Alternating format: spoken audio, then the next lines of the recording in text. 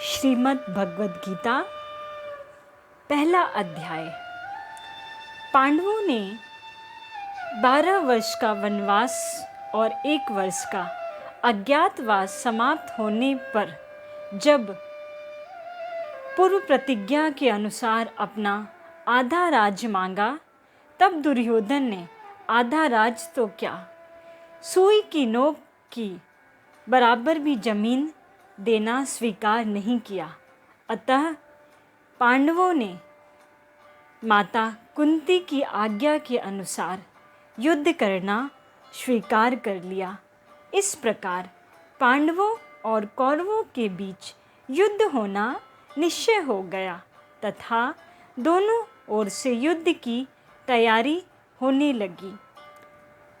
तब महर्षि वेदव्यास जी ने धृतराष्ट्र से कहा, यदि तुम युद्ध देखना चाहते हो तो मैं तुम्हें दिव्य दृष्टि दे सकता हूँ, जिससे तुम यहीं बैठे बैठे युद्ध को अच्छी तरह से देख सकते हो। इस पर धृतराष्ट्र ने कहा कि मैं जन्म भर अंधा रहा, अब अपने कुल के संहार को मैं देखना नहीं चाहता, परंतु युद्ध कैसे हो रहा है यह समाचार जरूर जानना चाहता हूँ। व्यास जी ने कहा कि मैं संजय को दिव्य दृष्टि देता हूँ, जिससे यह संपूर्ण युद्ध को, संपूर्ण घटनाओं को, सैनिकों के मन में आई हुई बातों को भी जान लेगा, सुन लेगा, देख लेगा और सब बातें तुम्हें सुना भी देगा। ऐसा कहकर व्यास जी ने संजय को दिव्य दृष्टि प्रदान की। उधर निश्चित समय के अनुसार कुरुक्षेत्र में दोनों सेनाएं युद्ध के लिए तैयार थीं।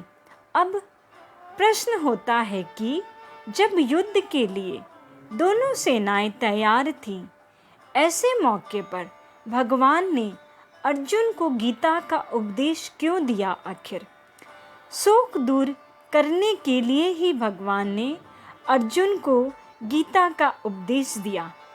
अर्जुन को शोक कब हुआ और क्यों हुआ?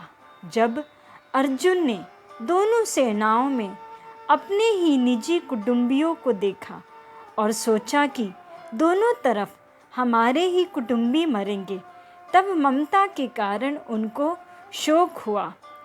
अर्जुन ने दोनों सेनाओं में अपने कुटुंबियों को क्यों देखा? भगवान श्री कृष्ण ने जब दोनों सेनाओं के बीच में रथ खड़ा करके अर्जुन से कहा कि तुम युद्ध की इच्छा से इकट्ठे हुए इन कुरुवंशियों को देखो, तब अर्जुन ने अपने कुटुंबियों को देखा। भगवान ने अर्जुन को दोनों सेनाओं में कुरुवंशियों को देखने के लिए क्यों कहा?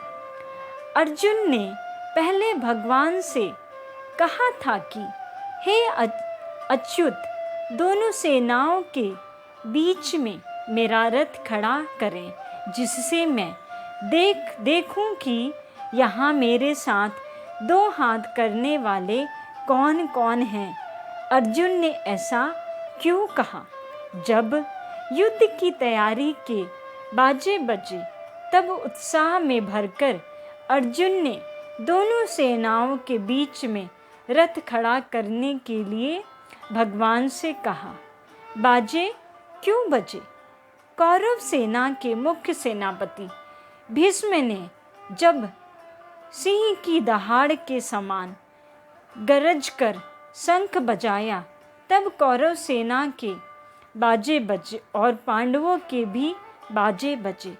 भीष्म ने शंख क्यों बजाया? दुर्योधन को हर्षित करने के लिए भीष्म ने शंख बजाया। दुर्योधन अप्रसन्न क्यों था?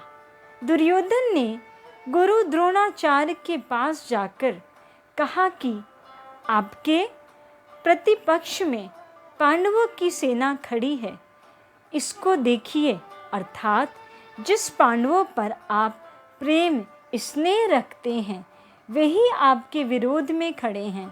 पांडव सेना की व्यूह रचना भी धृष्टद्युम्न के द्वारा की गई, जो आपको मारने के लिए ही उत्पन्न हुआ है।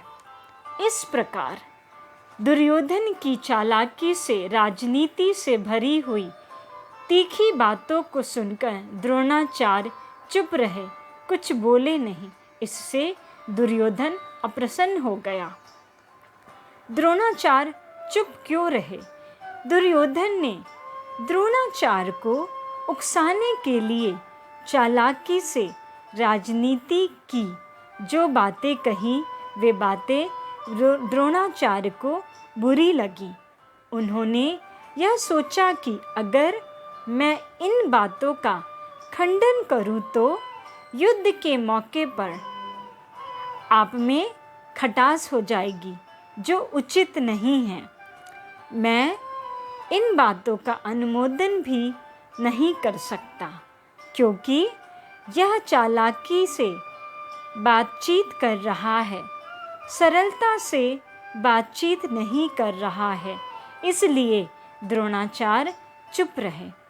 दुर्योधन ने ऐसी बातें कब कहीं और क्यों कहीं? दुर्योधन ने वह व्यूहाकार खड़ी हुई पांडव सेना को देखकर गुरु द्रोणाचार्य को उकसाने के लिए ऐसी बातें कहीं। इसका वर्णन संजय ने धृतराष्ट्र के प्रति किया है। संजय ने यह वर्णन धृतराष्ट्र के प्रति क्यों किया? जब धृतराष्ट्र ने युद्ध की कथा को आरंभ से विस्तार पूर्वक सुनना चाहा, तब संजय ने ये सब बातें धृतराष्ट्र से कहीं। धृतराष्ट्र संजय से क्यों सुनना चाहा?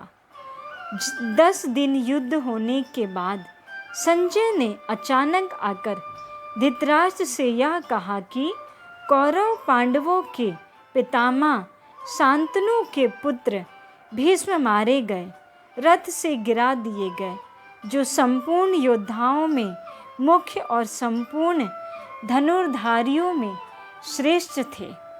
ऐसे पितामह भीष्म आज सरसैया पर सो रहे हैं। इस समाचार को सुनकर धृतराष्ट्र को बड़ा दुख हुआ और वे विलाप करने लगे। फिर उन्होंने संजय से युद्ध का सारा वृतांत सुनने के लिए कहा।